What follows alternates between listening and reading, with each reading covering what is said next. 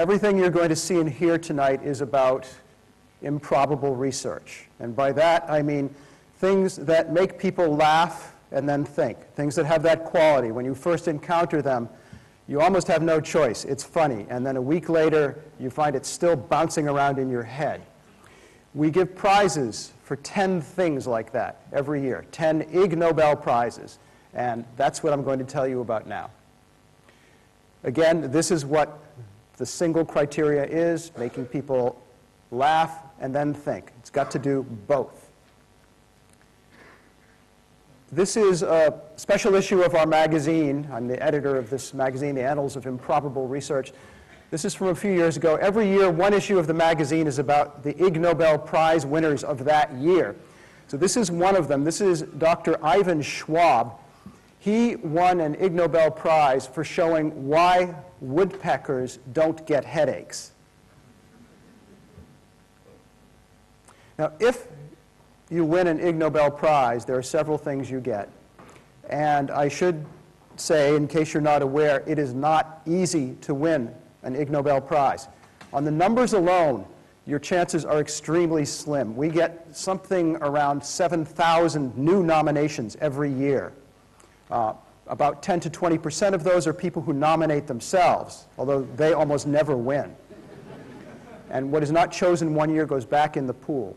We're now working on the 22nd crop of Ig Nobel winners, so the pool is gigantic. If you try to win a prize, chances are very much against you. But don't let that stop you. If you're selected, or you're part of a team that's selected, in most cases we get in touch with you and very quietly give you the opportunity to decline that honor. And I'm happy to report that most people who are offered the prize decide to accept it. So here's what they get. You get an Ig Nobel Prize, and this is an Ig Nobel Prize. Every year, it's a different design. It's always handmade from extremely cheap materials. The ceremony every year has a theme. We pick a different theme. This does not necessarily apply to the things that win that year, but it's other things that happen during the ceremony. The most recent ceremony, the theme was chemistry. And so the Ig Nobel Prize for this year reflects that. It's a four-legged periodic table. We chose this design as a tribute to a past Ig Nobel Prize winner. Theo Gray invented the periodic table. He won the Ig Nobel Prize in chemistry a number of years ago. His is much grander and much bigger than this. This one is small, big enough we could hand to somebody, they could take it home on an airplane. In addition to winning the Ig Nobel Prize, you also get a piece of paper that says you have won an Ig Nobel Prize. This is Theo Gray's piece of paper, and it's signed by several people who have Nobel Prizes. So it's a nice piece of paper. And you may know the tradition that has sprung up among many of the winners. They take it home and they get it framed, usually a very nice frame under glass, and then they'll hang it right above their toilet. And the other thing you get is an invitation to join us, to come to Harvard University in the US to the Ig Nobel Prize ceremony. It's held in this building. This is Sanders Theater. This is the oldest and largest and grandest meeting place at Harvard. Fits 1,200 people, and it's always jammed completely to the gills on Ig Nobel night. People come from around the world to be in the audience. It's televised on the internet live. You can see videos of past ceremonies up on our website. And it has tremendous dignity, this building, except on the night when we have it.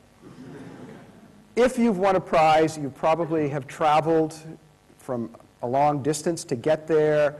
You're not completely certain what's going to happen to you, even though we've tried to explain it.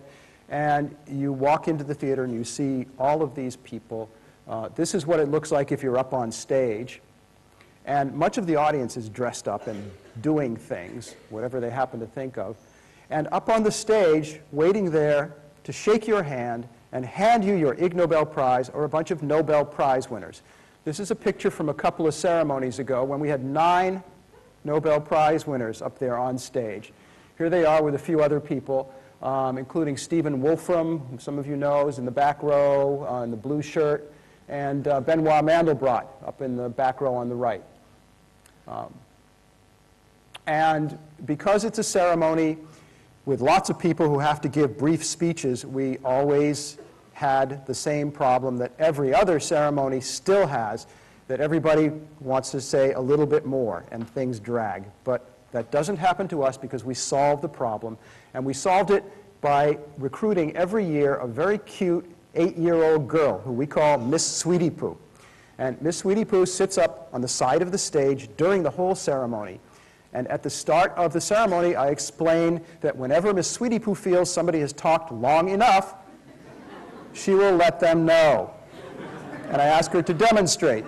So this cute little girl walks all the way across the stage up to the person who's standing at the microphone. She looks up at that person and she says, "Please stop. I'm bored. Please stop. I'm bored. Please stop. I'm bored. Please stop. I'm bored." And it works. Here's a very quick look at the most recent crop of Ig Nobel Prize winners. We gave a prize in the field of physiology this year. I think that may be the first time we've given a prize in that particular field. And it went to a large team based partly in the UK, partly in the Netherlands, partly in Hungary, partly in Austria. And they won for a study they did called "No Evidence of Contagious Yawning in the Red-Footed Tortoise." They published a study with that same name, "No Evidence of Contagious Yawning in the Red-Footed Tortoise." This is the very beginning of that study. And this is Anna Wilkinson, who was the main researcher. This was, I'm told, her idea, this whole thing, with one of the tortoises used there. And that's a tortoise yawning, in case you're not sure. The Ig Nobel Prize in Chemistry was awarded to a large team from Japan for determining the ideal density of airborne wasabi. Wasabi is that pungent green horseradish stuff that comes on the side when you get sushi, and you know it gets up your nose. They determined by experiment the ideal density of airborne wasabi to awaken sleeping people in case of a fire. And they used that knowledge to invent the wasabi fume fire alarm. This is Dr. Makoto Imai. He's holding up in one hand a little wasabi spray bottle. I'm not sure what use that normally has. And in the other, he's holding one of his alarms. He very much wanted to be here tonight, but he couldn't get away and come this week. He is coming to England next week, and we're having a little press event at or near the museum next door. So if you see a man running around who looks like this and is happy, and people seem to have an extremely uncomfortable look on their face near him, that may be who this is and why. And here's, the team was much larger than you see, but here's a chunk of the team getting their prize. The identity of the winners and what they've done is a strict secret until they're on stage at the ceremony. And even the people who are going to hand the prizes to them do not know who these winners are until that moment. So here are the winners of this prize getting their prize. That's Roy Glauber, a physicist who has a Nobel Prize, handing it to him. Roy himself has an interesting history. Roy is in his early 80s now, and going way back, he's been part of our ceremony for a long time, since before he was a Nobel Prize winner. We had him on stage every year sweeping paper airplanes, because there's a tradition at the ceremony of people throwing airplanes. And when you have 1,200 people throwing paper airplanes for an hour and a half, they mount up really fast, and you need sweepers. So he was doing that humble job for 10 years. And then one morning, he got a phone call from Stockholm, Sweden at 5:30 in the morning, his time, informing him he had won a Nobel Prize. So now he does double duty for us.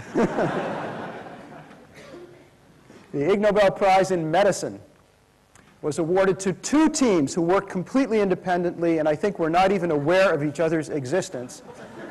One team based in the Netherlands and the UK now,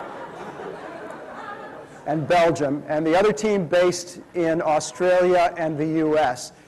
They were honored jointly for demonstrating that people make better decisions about some kinds of things, but worse decisions about other kinds of things when they have a strong urge to urinate.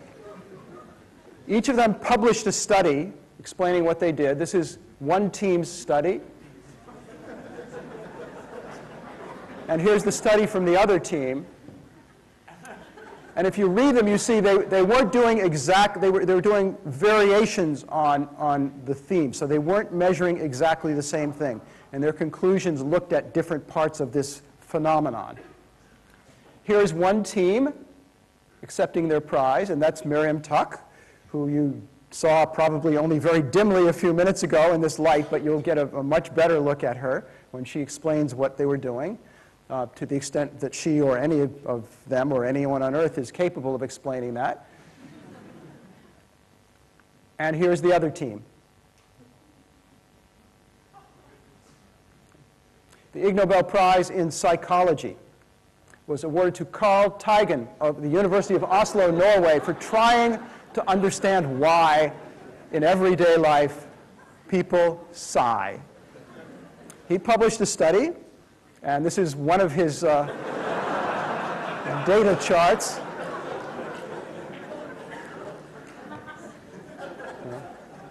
You can go look up copies of this. If you go to our website, there are links to all these, improbable.com, but it's probably more fun to go to a library and go up to the reference librarian and in a loud voice ask for one of these things. And here he is finishing his speech with the assistance of Miss Sweetie Poo. And you probably noticed that's a different Miss Sweetie Poo than I showed you before. Miss Sweetie Poo is 8 years old, which means that no matter how much we ask them, they always insist on growing up. So we're forever in need of recruiting the next Miss Sweetie Poo. The Ig Nobel Prize for Literature was awarded to John Perry, a philosophy professor at Stanford University in the US. He won for his theory of structured procrastination. The theory of structured procrastination says, to be a high achiever, you should always work on something important, using it as a way to avoid doing something even more important. And here is Professor Perry, hard at work avoiding doing other hard work. The Ig Nobel Prize for Biology was awarded to Darrell Gwynn and David Rents. Between them, they've lived or worked in a number of different countries, and it should be on here. He also is, one of them is British originally too, so 3 cheers for all of you on this one. They were honored for discovering that a certain kind of beetle mates with a certain kind of Australian beer bottle. Here's their study called Beetles on the Bottle, Male Buprestids Mistake Stubbies for Females. Stubbies is the name of a kind of beer bottle that I think is only made in Australia. It's short, thus the stub. And here is a mating, you see. Here are the winners at the ceremony getting their prize. And here is a close-up action photo they took. This was in Western Australia, in case you're wondering where to go to see this on your own.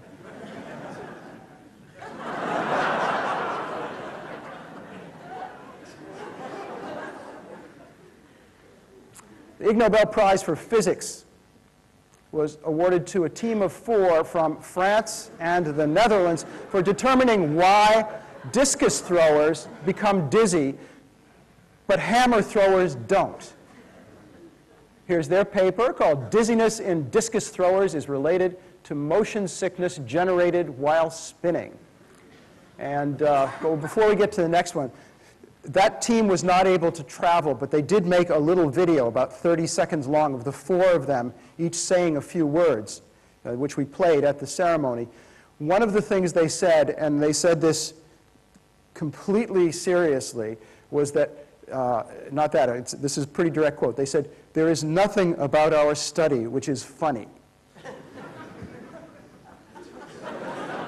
The Ig Nobel Prize for Mathematics was awarded to Dorothy Martin of the USA, who predicted the world would end in 1954, and to Pat Robertson of the USA, who predicted the world would end in 1982, and to Elizabeth Clare Prophet of the USA, who predicted the world would end in 1990, and to Lee Jang-rim of Korea, who predicted the world would end in 1992, and to Credonia Mwerinde of Uganda, who predicted the world would end in 1999, and to Harold Camping of the USA, who predicted the world would end on September 6, 1994, and then later predicted that the world would end on October 21st, 2011. All of them shared the Ig Nobel Prize in Mathematics for teaching the world to be careful when making mathematical assumptions and calculations.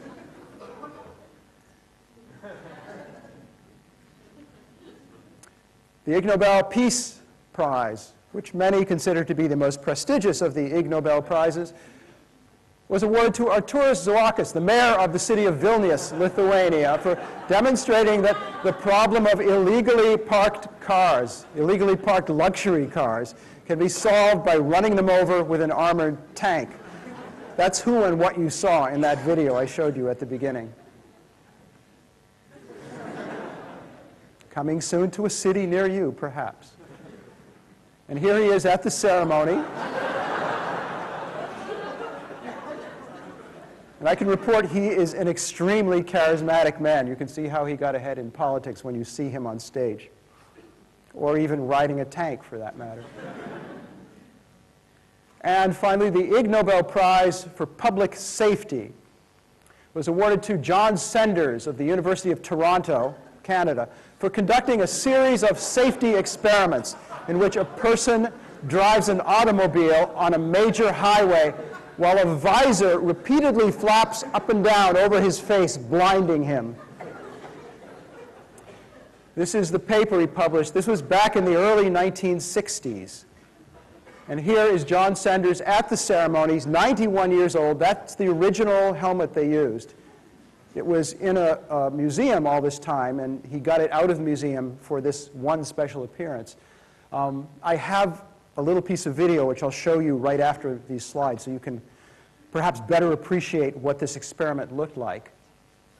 This is a static look. And at the end of the ceremony, after all the awards are handed out, we ask everybody, all the winners, everybody who was up there to honor them, to gather at center stage for a pointless photo opportunity. That's what you see here. And lots of other stuff happens. In between the announcements and the introduction of these Ig Nobel winners, we have other stuff. We have lots of other stuff. And we make the evening move very, very rapidly. Miss Sweetie Poo is one example of how we do that. All right, so here are a few things quickly. Every year, the ceremony includes a win a date with a Nobel Prize winner contest. All of the people who buy a ticket, all 1,200 people, each of them has a chance to win a date with one of the Nobel laureates on stage. And so there's a magic moment in the middle when we figure out who that is. This is a couple of years ago. That's William Lipscomb, who has a Nobel Prize in chemistry. He was the prize. He was 91 years old that year. And he's waiting here, scanning the audience, as I'm scanning you, wondering which of these people is going to win a date with him. And I'll show you next a picture from this most recent ceremony, just a few months ago. This is the magic moment when the winner claims the prize. The woman on the right was the winner from the audience, and she ran up and claimed her prize. And it's that man there with glasses. He is Lou Ignarro. Lou Ignarro has a Nobel Prize in, forget whether it's chemistry or physiology and medicine, but Lou Ignarro won his Nobel Prize for discoveries with a substance called nitric oxide, and his particular discoveries were used not long after to invent a medication known as Viagra. What you're seeing here is somebody claiming her prize, which is a date with the man who made Viagra possible. And among other things, since our theme was chemistry, we had what is probably the best song ever written about chemistry, which figured in the night in many ways. Some of you know it, and I'm guessing that sadly some of you do not. It's a song called The Elements by Tom Lehrer. Anybody here know it? If you know it, raise your hand. And now if you don't know it, raise your hand. It's about 50-50. I realize that this is sort of an imposition, but those of you who know it, would you mind just kind of group singing the beginning of it? It's to the tune of a Gilbert and Sullivan song. Anybody?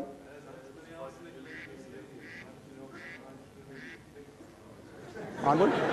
Okay, it goes like that. So it's all of the... Tom Lehrer did some brilliant writing. He took this rapid Gilbert and Sullivan tune, and he took all of the chemical element names, 114 or whatever there are, or whatever there were in the late 1950s when he wrote this, and he worked them into the melody so they fit perfectly. Well, just before the ceremony, Tom, we were talking about the ceremony, and he said, well, and he kindly gave us permission to use his song, and he said, you know, there's another version of the song, and almost nobody's heard it. It was only performed once, decades ago, and that was in a place where there was almost no audience. So essentially, you could have the world premiere. So we did, and we got an opera singer to sing it. This is the sheet music. This is Tom Lehrer's sheet music for the song, and I'm not much of a singer, but I will sort of perform this song for you. So this is The Elements by Aristotle, as translated by Tom Lehrer. And here is the song. There's earth and air and fire and water.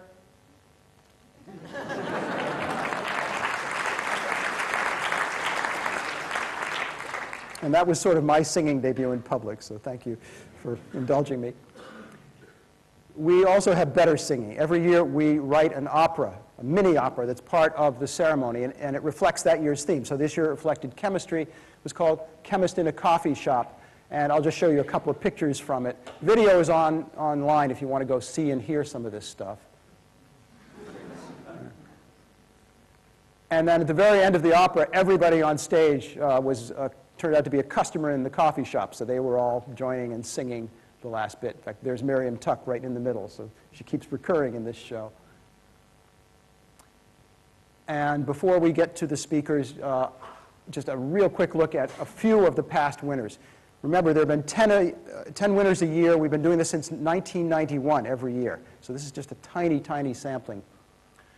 This is Andre Geim getting his Ig Nobel Prize. This was back in the year 2000.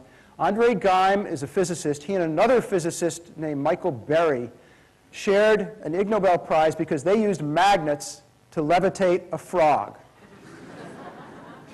And that's the original Miss Sweetie Poo, helping him finish. And some of you probably know that 2 years ago, Andre Geim, who has an Ig Nobel Prize in physics, was awarded a Nobel Prize in physics. So now he has one of each, and they were completely unrelated.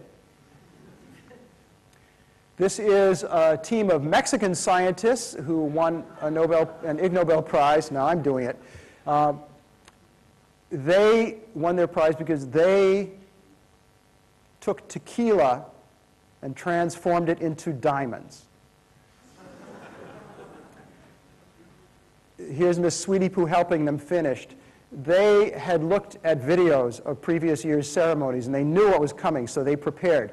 They brought a bribe for Miss Sweetie Poo, and after she came out and started saying, "Please stop, I'm bored, please stop, I'm bored," they took out this huge floppy Mexican hat and plopped it on her head, which had no effect on her whatsoever. And then they reached in, one of them, to his coat and pocket and took out a bottle of tequila and handed it to this child, which also had no effect. This is a photograph supplied from a team in New Zealand. This is their research as they were performing it. They discovered, and they demonstrated, they say that in winter, if you live in a place where it gets icy and has steep slopes, it's safer to wear your socks on the outside of your shoes rather than the inside. This is from a British project that won a prize last year for producing evidence that swearing relieves pain. If you savor the details of this, you may be reliving some memories. Painful. I hope they're not. But this is from a patent that won a prize. The inventor, the main inventor, is Dr. Elena Bodnar. This is the emergency bra. It's a brassiere that, in an emergency, can be quickly converted into a pair of protective face masks. One to protect the owner and the other to protect some lucky bystander. Here is a picture of Dr. Bodnar at the ceremony showing the first of these bras. And since that time, she's formed a company which is manufacturing them in China and selling them around the world. There could be people here next to you wearing one of these. You could be wearing one of these for all I know. And the next picture is her at the ceremony. She gave a quick acceptance speech, and then we had a demonstration of how this works. So she took 3 of these famous scientists who all have these Nobel Prizes, and they helped her demonstrate. Okay, the one in the middle is Orhan Pamuk, who has a Nobel Prize in Literature. And now he has a bra. This is Gareth Jones from Bristol University. He and a team that's mostly in China won a prize a year ago for documenting fellatio in fruit bats. And when he came to the ceremony, he was concerned that there might be people in the audience who would have trouble understanding some of the technical terms. So to help them understand, he brought with him a pair of fruit bat hand puppets so that he could demonstrate exactly how this works. And to be doubly sure of that, he brought several additional pairs, which he handed out to all of these scientists on stage. And so for a while there, we had a bunch of famous scientists, each demonstrating quite gleefully to each other how fruit bats perform fellatio on each other, which left us with the task of figuring out a way to stop all of these people from doing that. In the year 1995, the Ig Nobel Chemistry Prize was awarded to Bijan of Beverly Hills, one of the world's great perfumers. He invents perfumes and markets them, expensive perfumes. And this was one of his most expensive. It was DNA cologne. Sold for, I think, $200 or so a bottle. This is the bottle. It was a beautiful helix glass bottle, helix-shaped glass bottle. And there were a few things about this that made it especially worth the prize. For one thing, if you look at it carefully, you'll see it's a triple helix. Some of you are aware that most of the DNA in the world, in living creatures, is a double helix. And the inventor of DNA cologne was not aware of that, he told us. Also, on the back of the expensive packaging, in tiny lettering, it says, "Product does not contain deoxyribonucleic acid." At the ceremony, several of the scientists on stage pointed out that that probably wasn't right either, because this is made in a factory where human beings do all the work. And it's very difficult to keep this kind of thing from being contaminated. So this is DNA cologne. Oh, and we got Jim Watson to do a personal tribute to it as well. This was another issue of the magazine, special issue about the winners. That's Dan Meyer. In his acceptance speech, he and Dr. Brian Whitcomb, who's a man on the right, published a paper in the British Medical Journal called Sword Swallowing and Its Side Effects. They surveyed almost all of the living professional sword swallowers and got a complete medical history. And Dan was here a few years ago and did a demonstration, and we have at least one person, I think a couple here, who, Dot, if you could just stand and take a bow. This is the head of the business school here, who has removed a sword from that man's throat.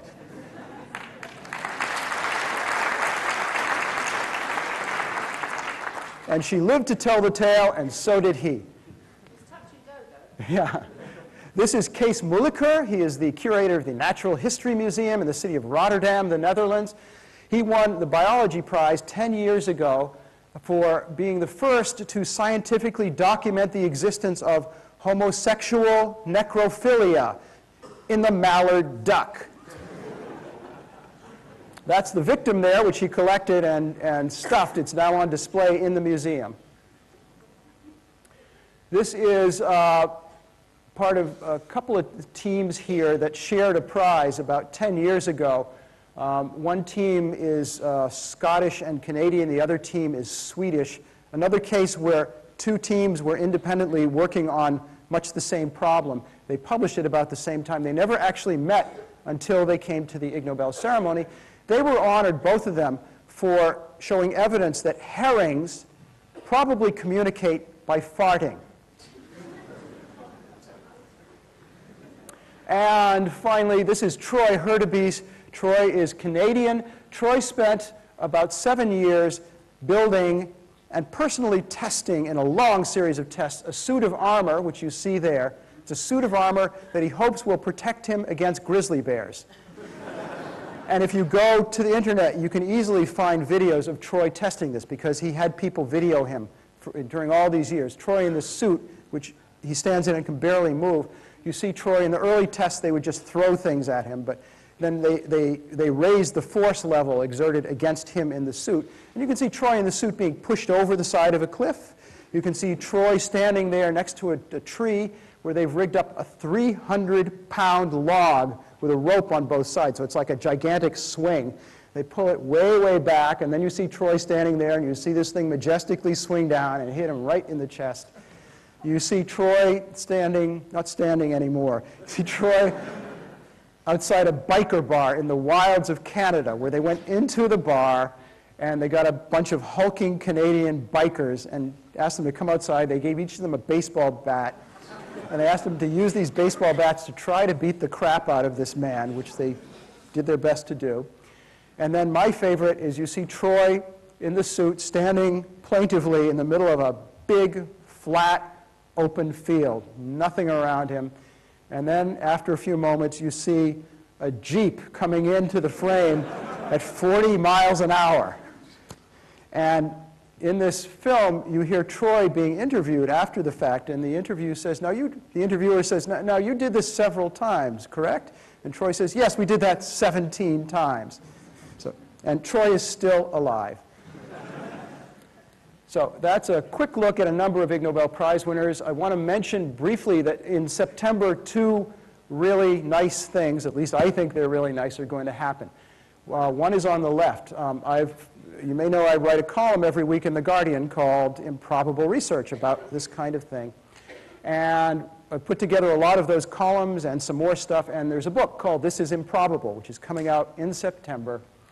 And on September 20th, there's the 22nd first annual Ig Nobel Prize ceremony. If you can't make it over to Cambridge, Massachusetts, get on the internet. You can watch the live webcast. It starts at 7:30 Massachusetts time. That'll be a half hour past midnight the next day here. And you can see the winners, and who knows, there could be somebody you know.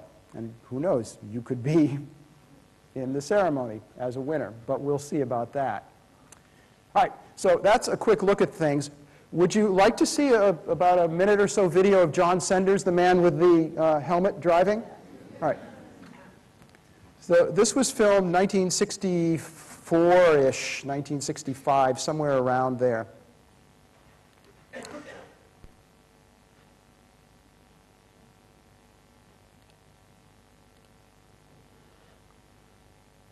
By this experiment on the attention span needed for safe driving. The experimenter is against director, psychologist John Senders. Driving along a section of Route 128, and I'm trying to get an estimate of the demand driver by this particular section of road. The speed of the car is constant, and as the road varies from moment to moment in the demand that it makes upon me, I must look more often or less often, as the case may be. The visor completely occludes my view during the period that it's down, and I must rely on some stored image or memory of what the road was before the visor went down. The half-second look that I have is enough to restore all the information that I should need in order to drive down the road. Okay, they were doing this for months. And he told us that during all this time, they never had any collisions or near collisions that were their fault. There were no collisions, but he said there were a few times when it was a close matter, and it was always the same thing. And it happened when the car next to them, the driver looked over and saw this going on. And John Senders so badly wanted to come and be here today with you, but he had some health issues, and his doctor forbade him to travel across the Atlantic. But he wanted me to say hello to all of you. So maybe you can go to Toronto and rent a car and take him out driving with you someday. That would make him pretty happy. Okay, now we're going to get to the good part of the evening, the speakers. And each speaker, I'll introduce each speaker, but I will allow each speaker, in fact, force each speaker, I guess, to tell you what they're going to talk about. To help each of them stick to the time limit, which is 5 minutes for each, we are going to do a little something simple. And I'd like to ask 2 volunteers. If you've been here before, you've seen some variation on this. I need 2 people. One of them has to be somebody with a loud voice who's not shy. Okay? If you, yep. If you come up. And the other has to be somebody who has some kind of timekeeping device, a wristwatch or a phone, anything with a working timepiece in it. I can't really see into the dark here. If there's somebody, just stand up. And is there no one here who knows how to tell time? Yeah, come on over. Come on up. Okay, if you could just come up around here.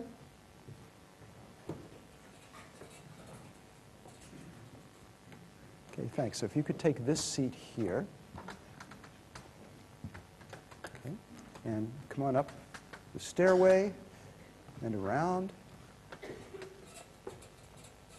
Okay, watch your step on the stair.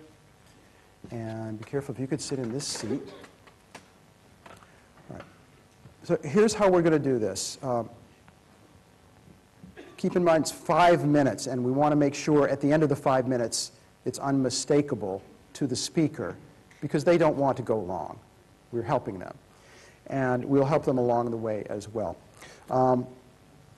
So timekeeper, pay close attention to when each speaker starts. After 1 minute, if you could notify the, we need a title for you, enunciator, the enunciator, that 1 minute has gone by.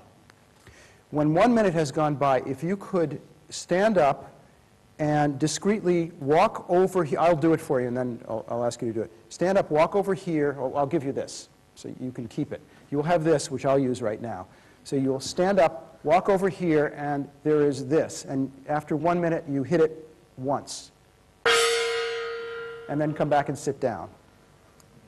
If you could try that one. In fact, let's try the whole thing. So you notify the enunciator.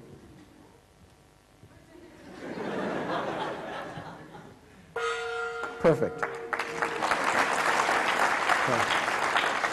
After 2 minutes, if you could notify the enunciator, and then if you could come up and strike this twice, distinctly.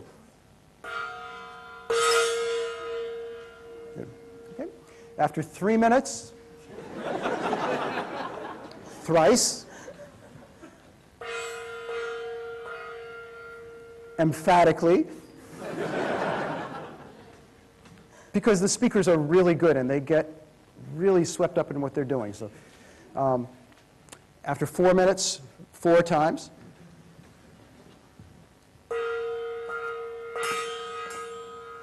Okay. Perhaps too emphatic. No, that's fine. There's no such thing as too emphatic in this case. And after 5 minutes, if you could notify the enunciator and come up and start banging it, and do not stop until the speaker does.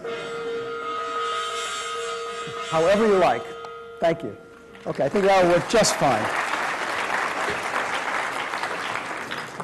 Our first speaker is joining us today from the distant, fabled land called Oxford. His name is Mason Porter. And let me get this set up for Mason. Okay. Mason Porter. Hi. So, hopefully you'll still be doing that when I'm done. Yeah, so Oxford's a fabled land where everyone has accents like I do. Okay, so this is about synchronization of cows. I'm a mathematician. I'm in the Mathematical Institute. I'm always in some kind of institute. And if you like cow memorabilia of spherical cows, you can buy it. Or if you're the first person to ask me a question after the talk, you can have this shirt. Okay, there's a video that you can get on YouTube that apparently is so interesting that 14 million people have watched it. I will spare this to you, but you can go and see it if you want. It's about at the intellectual level of the badger and mushroom video, if any of you know that. Okay, so there's a couple of papers. This actually started out as a master's project using what's called an agent-based model, where one of my students, who's now a PhD student at Oxford, worked on it. And we decided that that was inconclusive, so we decided to become more abstract, and we wrote a very mathematical paper that appeared in Physica D last year, which you can download. That was only 56 seconds. There are now some observations in fields which have actually were motivated by the mathematics. Okay, so I want to tell you a little bit what synchronization is. It's something it's often studied in the mathematical sciences and other topics, and basically you have two types of things that are oscillating in some way, and they're interacting in some way, perhaps weakly, and that will lead to them oscillating at the same time. So, for example, if you've seen an old David Attenborough video, fireflies synchronize when they're trying to get ready to mate. It's basically their version of foreplay. So, very important applications in the natural world. More generally, you can consider other types of collective behavior. The root of this stuff is perhaps Huygens clocks. You can think about synchronization in lasers. I gave you a biological example. And from the mathematical point of view, and I realize it's a buzzword not all of you will know, you can study it with coupled ordinary differential equations. Okay, so there's also collective behavior in animals. So for example, the flashing fireflies. Or you might have a herd of cows or a flock of seagulls. No one got that. That's too bad. Grazing animals will derive protection from living in herds, and it's actually been shown that synchronized cows tend to be happier in some sense. And you don't want mad cows, especially in this country. That's what a mad cow sounds like, I think. I'm not sure how healthy it is to eat. Okay, so I told you about that. So imagine a spherical cow. One of my former students, Yulian Eng, who is now a PhD student at Imperial, some of you might know her, is the one who drew that cow for me for the purpose of the paper. But I really do want you to imagine a spherical cow, or at least one that is an oriented disk. You need the orientation because you have to worry about upwind versus downwind. Actually, the real reason is line of sight, but upwind versus downwind is a better story. Okay. So I wanted to get abstract because, as I said, the agent-based model, 2 minutes and 58 seconds, not 3. Cows can do 3 things: eat, stand, or lie down. We're not going to let them walk, and we have a discrete state variable for the cow, and that will give you an ordinary differential equation where the right-hand side changes for each state. So one cow is what's known as a piecewise smooth dynamical system. And then, just to make things understandable, and then we couple them together and we analyze their properties with these equations. I had to show at least some equations. Those are known as the single cow equations. I won't explain the math in this talk. You think about transitions between these different states, different equations for different states, eating, lying down, or standing. And, or you could call them like that. Someone on the internet did that. There's something in mathematics called the bifurcation, when there's qualitative changes of behavior. And it's mathematically rigorous that the single cow equations cannot have any grazing bifurcations. There's actually something called the grazing bifurcation. These cannot have them. So we couple the cows.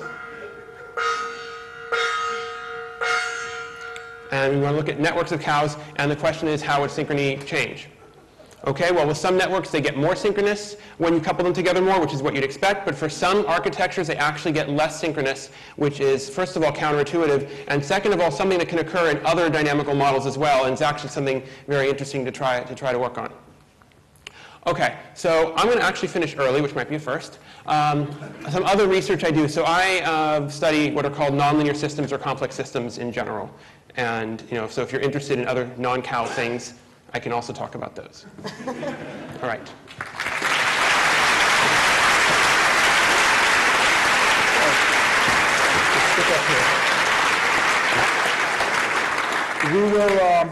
We want to keep things moving, but we'll take 3 questions from the audience. First person gets this. Moving. Okay, so it's a little tough for us to see here, so anything. really wave your hand violently, and then there's somebody over there. In fact, Can we give them the shirt now? Because I can't throw this that far. And a microphone will reach you, possibly 2. I can't hear the question. Just why? All right.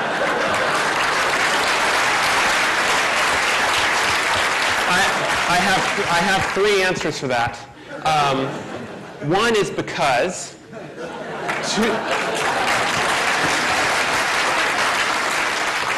Two, because my ancestors are Jewish, why not? And three is the more serious one. The idea of a scientist asking why is what we do and what we like to do. Okay. Next question. I'm still going to give you a shirt despite the cynicism. Okay, around the same row, there's somebody whose hand shot up really early. Yes. Why did you pick cows? Okay. That actually had a relatively simple answer. I was working with a zoologist who was studying cows, and so that was a natural thing. In principle, some of this stuff can apply to other herd animals, but because there was going to be some room to actually do some experiments later on, it's really, you do an abstract model and you want to ideally say something about the real world, and although you're throwing away a lot of things, you want to try to connect back up to it later, even if it takes many years to do it. So in a sense, that's a practical reason, and one can do similar models for other things, but it is nice to eventually connect to the experiments. Okay. And Mason, why don't you choose the third? I can't even see who's raising their hand. Okay, that's a good reason. All right, I see an emphatic one there. I have no idea what they look like, but... How do you determine whether a cow is happy? Well, that's the big mystery. Repeat that, because that didn't make it Okay, into the question was, how do you talk about how can you tell whether a cow is happy? That's the big mystery. Some of the studies that have been done have somehow equated happiness with milk production, but that might be more human happiness as a result of what cows do. But it's supposedly they produce more milk when they're happy. I took the zoologist's word for it. What the farmers are actually interested in is, happiness, milk production, whatever. Try to get them to synchronize at the same time, because there's evidence that their productivity in that sense is better when they do. But I think that actually the real answer is that we're guessing but don't really know. And I can also say I'm a mathematician, and so the zoologist is not here to rescue me on the question. Mason Porter, although before you go, you're going to present one of these to somebody? The cynical person who asked the first question. Yeah, the first question, if you could just come up and get your cow. Yep.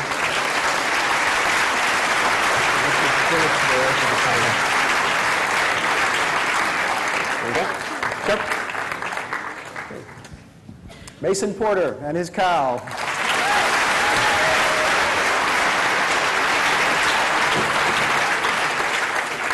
And I guess I should mention, we gave an Ig Nobel Prize a few years ago to a team from the University of Newcastle who demonstrated that, I've got to remember this correctly, cows who have names give more milk than cows that don't have names. Right. Our next speaker comes from the largest city in England, which is called London, I believe. And his name is Steve Colgan. And here he is. Steve Colgan. Thank you. Hi, good evening. I'm Steve Colgan, and I'm tonight's ringer. In the fact, I'm not a scientist, I'm not a mathematician, I'm not an anything. In fact, I'm probably the only person in this room who's post-pubic and doesn't have a degree. My background basically is that for 30 years I was a cop. I was a cop in London for 30 years. But I was a cop with a difference, because basically I spent the entire 30 years fighting against the system, because I thought the police didn't do their job properly.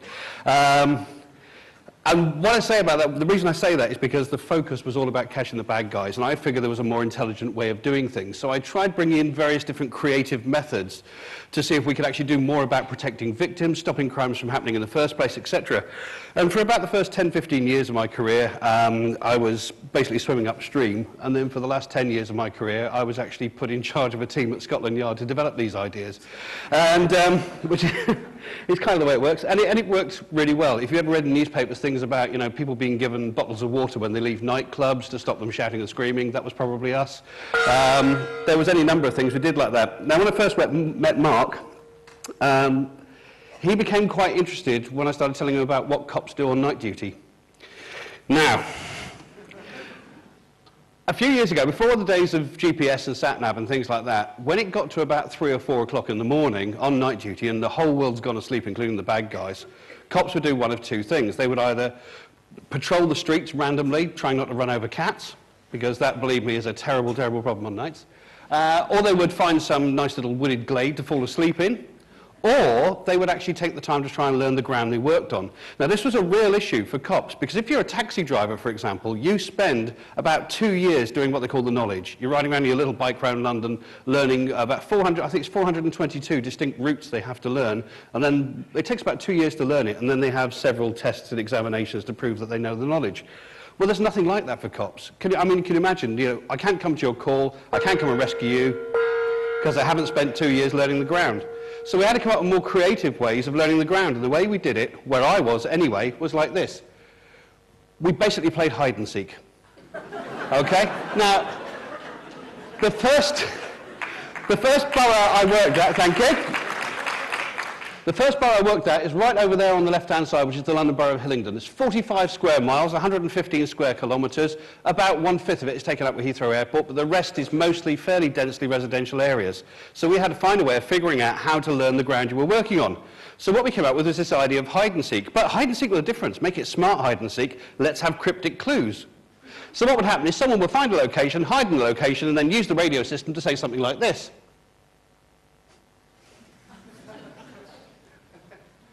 Now, we haven't got much time to actually explore this, but basically, trick rope flying nearby, trick, con, rope, cord, concord, all flying, bit of a clue there.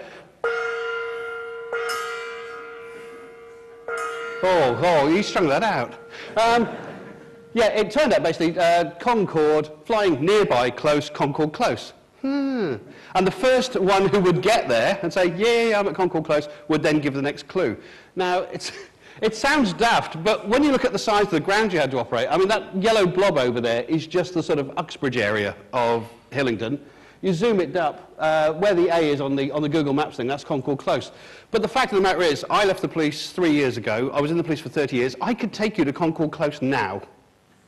Because that whole right brain, left brain thing going on about tying it in with the crossword clue, plus the visuals of once you actually got there, racing against your colleagues, adding a little bit of competition to it, it actually worked. And for that 3 hours between sort of 3 o'clock in the morning up until 6 o'clock when everyone finished work, it meant that you were doing something constructive. You were learning the ground, and it worked. Okay, I'm going to try and beat my 5 minutes as well. So yeah, I've got one more slide to show you, basically. The clues got ever more complicated, and they got ever more clever. But every so often we get new troops coming out of Hendon, who hadn't really got the idea of the game, and usually they weren't quite so subtle. And I'm going to end basically with the clue I remember most from those days. And all I will say about this clue is that it involved quite a pornographic image and the snail from the Magic Roundabout.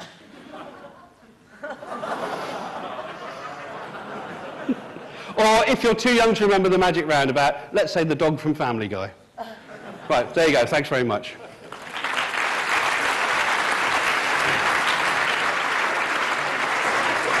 Very nice.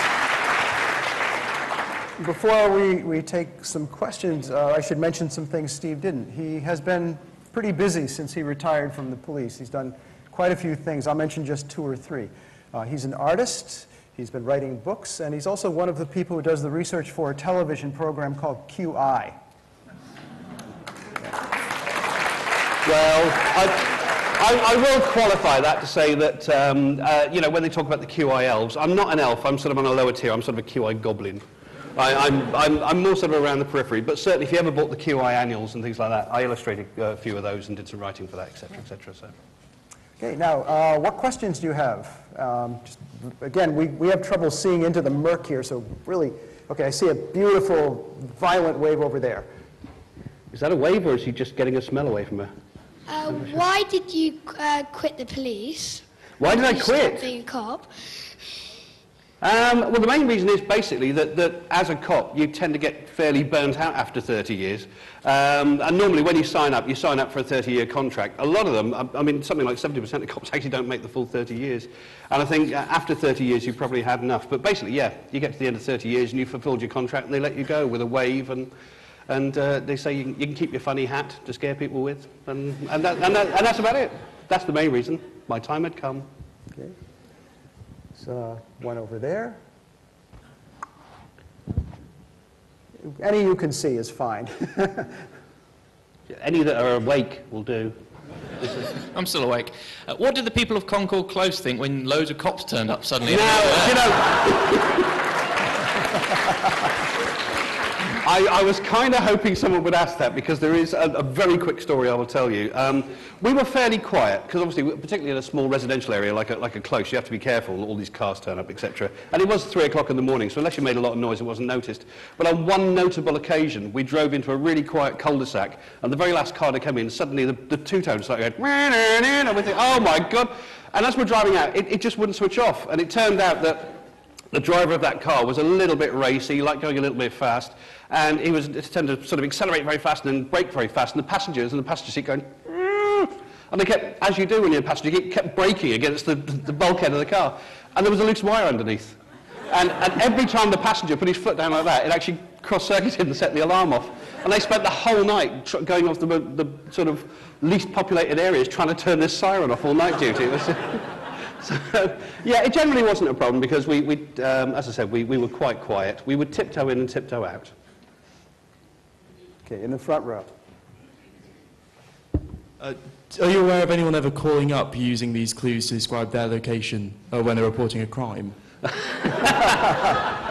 I'm not. Do you mean the victim, or do you mean the person who committed the crime to ensure that... Either. Yeah, I'm not aware of it, and I think it might have affected response times. As you know, all the cops are sitting there with a piece of paper going, there's an anagram in this, there's an anagram in this.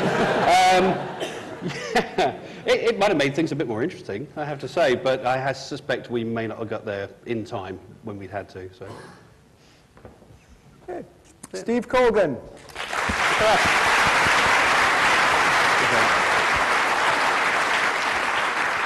And I realize I'm tempted to use the word somewhat criminal to only take 3 of the questions for each. The speakers will stick around after we're all done, if you can come up and talk to them directly about anything secret or embarrassing you would like to ask them. Our next speaker is going to be speaking in a different way than the previous speakers and the succeeding speakers. This is going to be a performance. I will show you a photograph of an eminent person.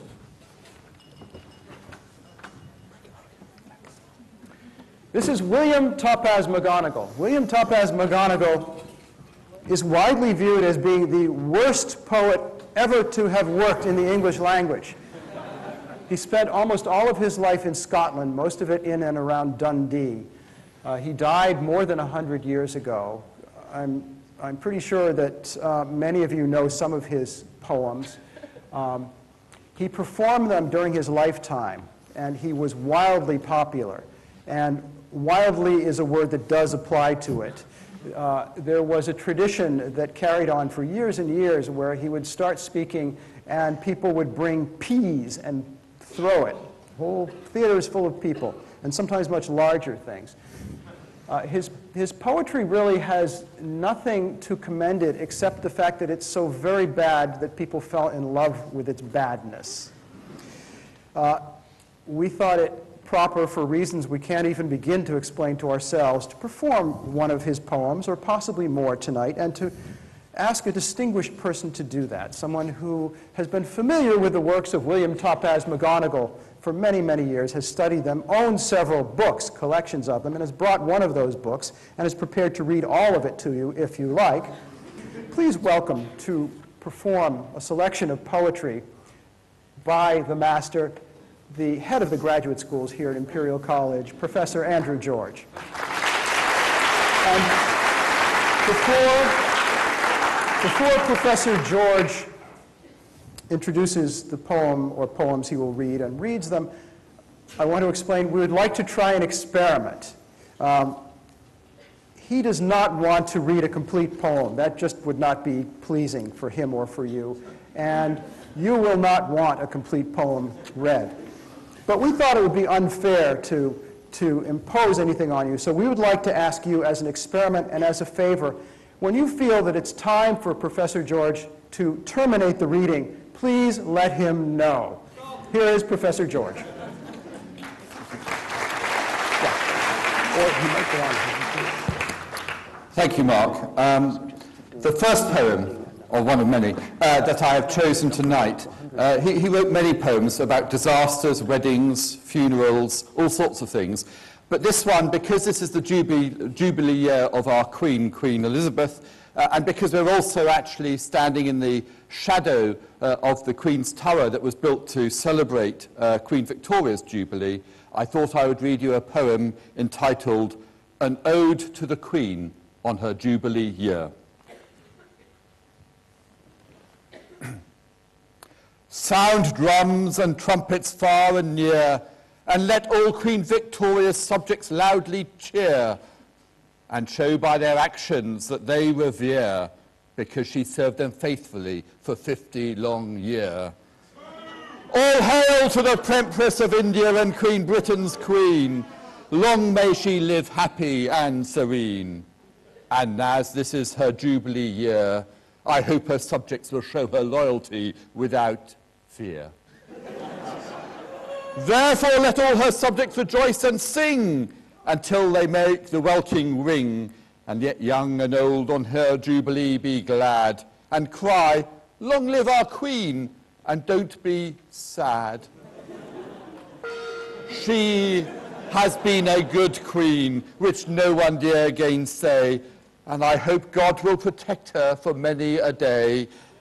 May he enable her a few more years to reign, and let all her lieges say, Amen.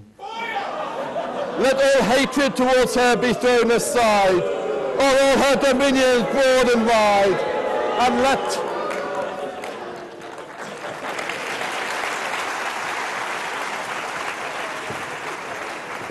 Okay. Don't go away. Mm. Don't go away. Okay. Professor Andrew George, let's thank him.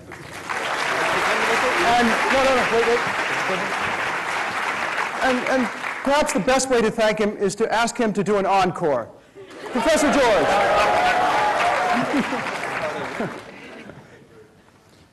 I wasn't expecting this, but since I have such an appreciative audience, I will say something about the famous Tay whale.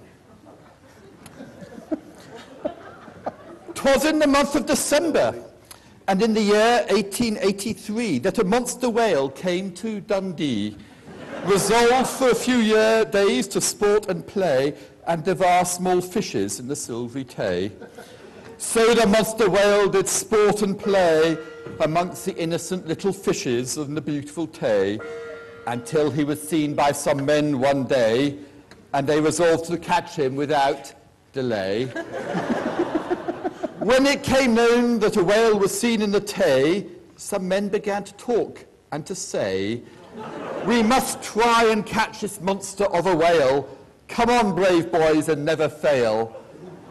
Then the people together in crowds did run, resolved to capture the whale and have some fun. So small boats were launched on the silvery Tay, while a monster of the deep did sport and play. Oh, it was a most fearful and beautiful sight to see it lashing the water with its tail with all its might, and making the water ascend like a shower of hail with one lash of its ugly and mighty tail. Then the water did descend on the men in the boats, which rent their trousers and also their coats.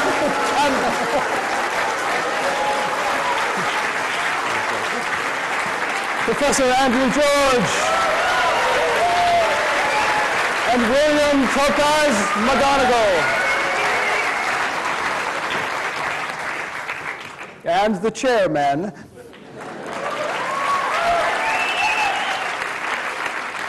And for that matter, the chair.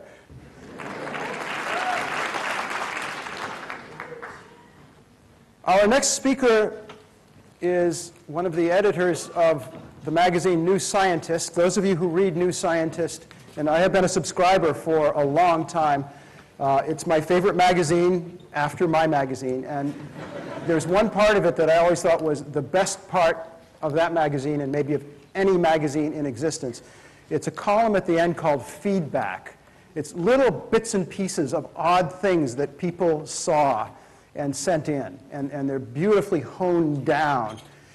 The person who created that column and who has always edited it, the column, is John Hoyland. He has brought with him a selection of a few of his favorite things from the past year. Please welcome John Hoyland.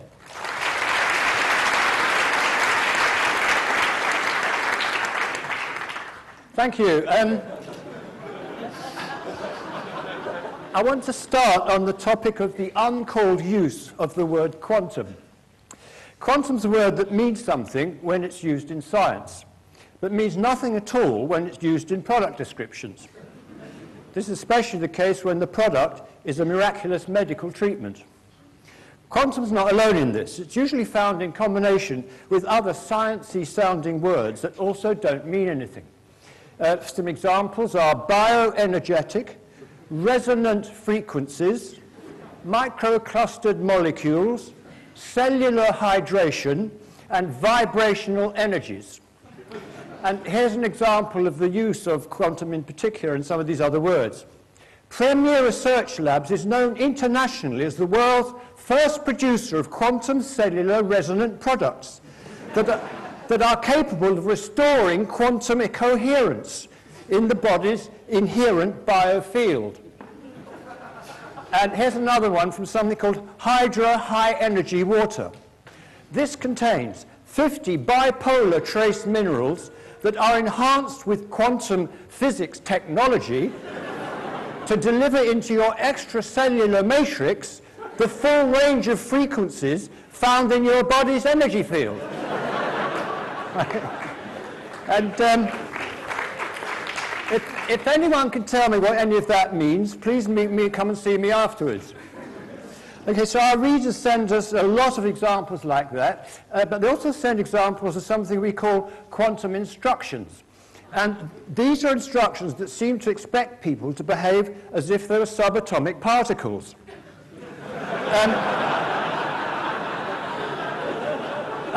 Quantum theory tells us that subatomic particles can be in two different places at once. However, this is not true of human beings driving motor cars. On similar lines, a reader called James Tickell told us he was waiting to board a plane at Heathrow Airport. A notice flashed up on the information screen. It said, "All passengers must now proceed to boarding." And underneath that it said, "All other passengers must wait until called." And here's another, perhaps more complex example of the locality problem. Two readers separately wrote to us about last summer's England versus India test match at Lord's Cricket Ground. The BBC's live broadcast showed the dense crowds milling about outside the ground before the match started. Both our readers noticed a policeman with a megaphone trying to bring some order to the crowds.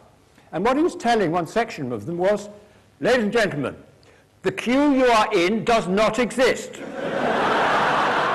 The queue you are in does not exist." And uncertainties like this can apply to time as well as space. Reader Geoffrey Hardman was planning a railway journey using the Transport Direct website. The website warned him certain combinations of outward and return journeys would result in you needing to leave your destination before arriving at it. Another reader felt that quantum must be involved in a sign on a gate in Dorset. He said,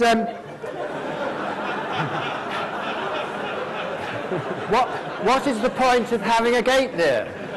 Why not just have a fence? But he remembered the theory of quantum tunneling, which enables particles to go through physical barriers. And another reader, Philip Bentley, had a similar need for quantum tunneling after using the toilet in a hospital in Sussex. A notice on the inside of the door told him, "Please turn off the light and shut the door before leaving."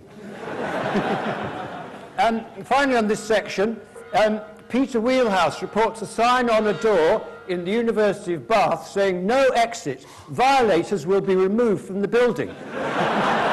But how would that work? The violators would already be outside the building.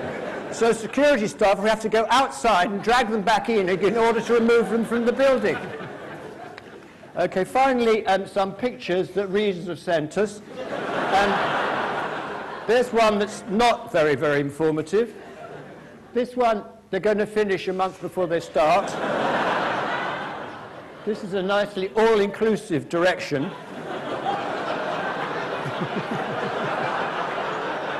That seems an incredibly pointless sign. That one just frightens me. I just feel sorry because it's quite nice to go for a drive. Last one. Thank you very much. John Hoyland.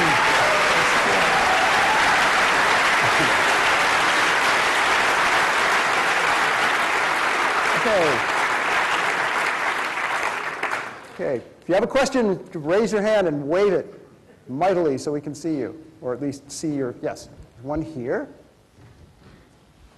And start waving now if you're somewhere else. It takes us a while. What's your definite favorite of all time? What's my favorite? What's your favorite from all the issues? Well, this is just last year's stuff, right? And the signs in particular, some of the ones in the past have loved. The one I always loved is what it simply says, humped zebra crossing. Which really sets off the imagination. Okay. I can't see any from here, but you probably can, you with a microphone. So yeah, here's one anyway, I can see. Have you ever considered a side career in stand-up? Sorry?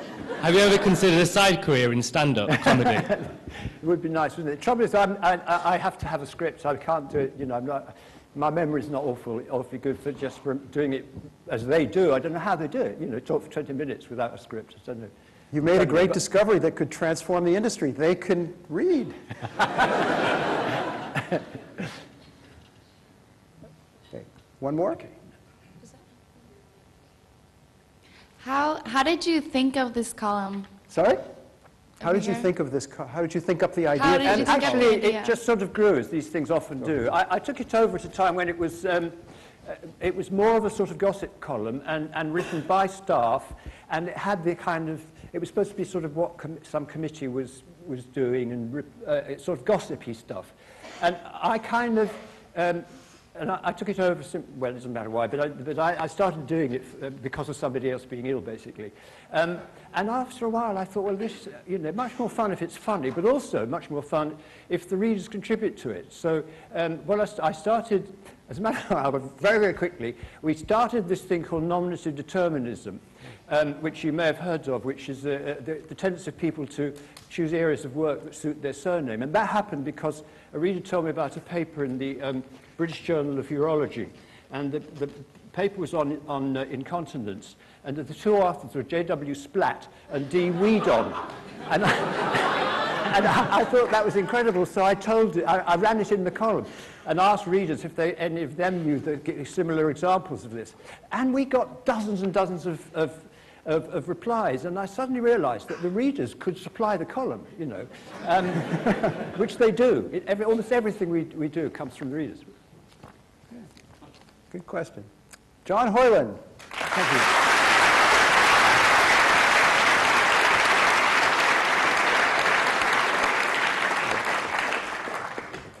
Our final speaker of the evening is a new Ig Nobel Prize winner. She has recently moved to begin doing her research here at Imperial College.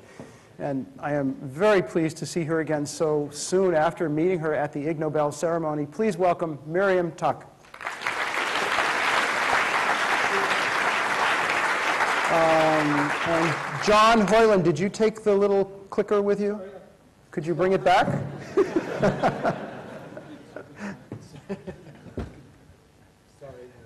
Great. Now please welcome Miriam Tuck.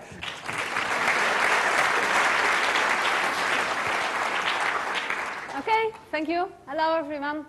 So I won the prize for showing the people who have to urinate more urgently actually make better decisions, so I'm going to explain why urination urgency is good for your decision making tonight. Well, I started this research because impulse control is very important for our human functioning. Without sufficient amounts of impulse control, we fall prey to very nice but unhealthy temptations. We spend all our money instead of saving it for the long term, and we engage in inappropriate instead of appropriate social behaviors. So impulse control is very important, but it's also known to be not stable, so it can vary between moments. And we know that visceral states can have an important influence on our impulse control. When we are hungry, we want immediate things. When we are thirsty, we want immediate things. We engage in more impulsive behaviors. And that made me question whether there are actually physiological states that can result in more controlled instead of more impulsive behaviors. And of course, one physiological state which every one of us experiences during actually a huge amount of the day is the experience of bladder control. And that made me question whether controlling our bladders can actually facilitate controlling other impulses. In order to examine this question, it's important to understand something about the physiology of bladder control. I won't bore you with it too long, but the whole idea is that this neurological area in our brain, which is responsible for controlling our bladders, is actually domain unspecific and also facilitates other forms of control. So the idea is when our bladder becomes more full, we're actually more able to control other sorts of behaviors as well. How did I examine this? Well, with various studies. In one study, I exposed people to all these color words written in different colors. And you can engage in two tasks. First of all, it's just reading the words, which is easy, yellow, green, red, and blue. We're used to doing it. But you can also ask people to name the colors in which these words are written. Red, blue, green, and yellow, which you notice is a lot more difficult. So that requires the control of our impulsive tendency to read the words. And I expect that this behavior, that people are better at engaging in this task when they have to control their bladder to a larger extent. And indeed, as you can see, the response times to the word reading didn't vary, but when people had to urinate more urgently, they became faster in indicating these colors of these words. Now, of course, this is just correlational research, so I also wanted to manipulate bladder control. How do you manipulate that? Well, I had respondents coming to the lab, and I asked them to engage in an alleged water taste test. And I told half of the respondents to sip from 5 cups of water, but I told the other half to drink the full amount of all these cups of water. You can imagine 45 minutes later, half of the group had to urinate a lot more urgently than the other half of the group. And then I simply asked them to make 8 intertemporal choices, and they could choose between an immediate reward, which was a smaller reward, which is known to be more impulsive, or to go for a reward they would receive later in time, which requires their control of this impulse. And in line with my expectations, you can see that people who had to urinate more urgently were more likely to choose for the later but larger reward. So, to conclude, this research suggests that bladder control can facilitate impulse control and that humans make less impulsive decisions when their bladder is more full. Now, I became aware that David Cameron made the headlines for being known to use the full bladder technique in his meetings. So I hope he does that when he has to make impulsive decisions. That turns out to be beneficial. Thank you.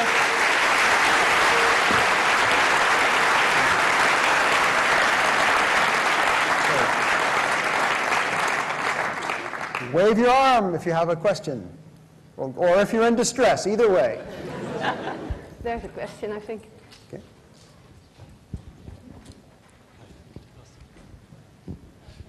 I just wondered if there might be another factor. For example, in the last test, you might choose the delayed larger reward because you don't want to waste any time getting to a reward when you need to get to the loo urgently. Good question, but they could always choose between the small reward to receive tomorrow and the later reward to receive in X days from now. So it was never something which stood in between them and the toilet. Okay. Thank you. Thank you.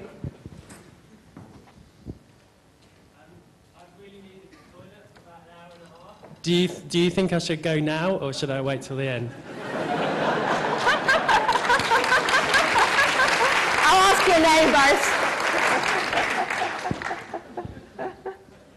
Depends on what your neighbors prefer. Okay, thank you. question? What exactly did you write on your grant application form? Sorry? Can you repeat the question? The question was, what exactly did you write in your grant application form? I didn't try to. Okay. If you have more questions, stick around. But please thank Miriam Tuck.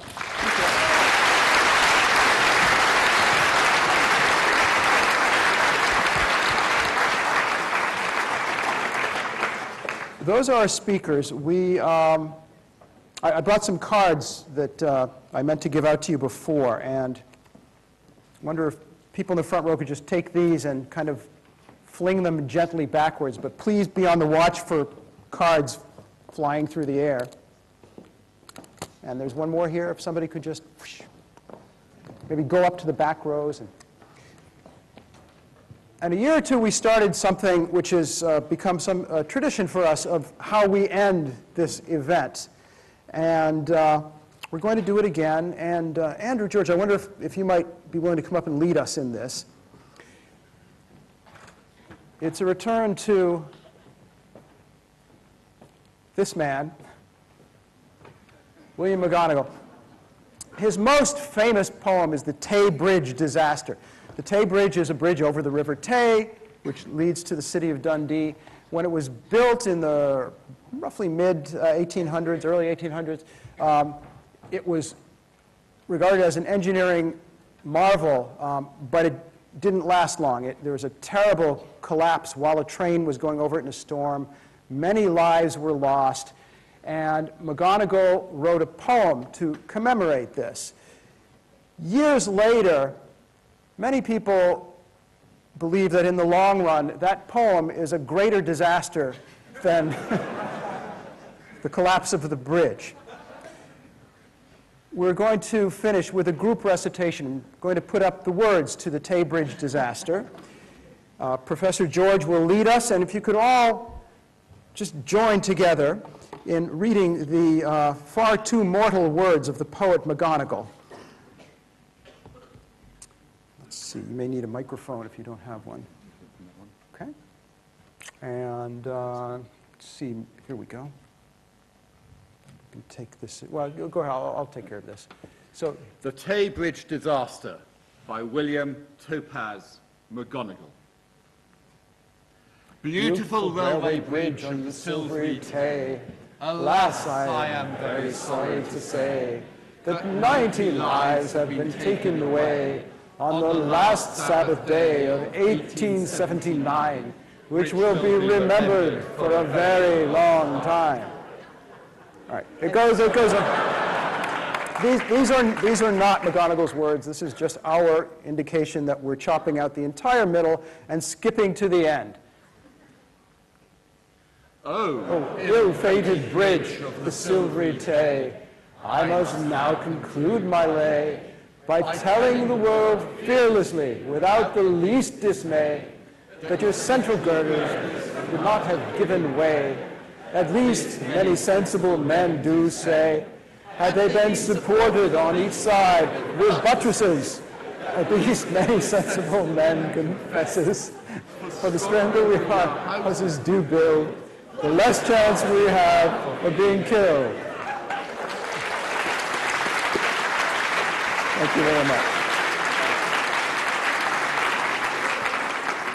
And that's everything we brought to show you tonight. I want to simply ask each of our speakers in turn to stand up and take a bow. Mason Porter, if you come up toward the stage. So, and Steve Colvin. Andrew George, John Hoyland, and Miriam Tuck.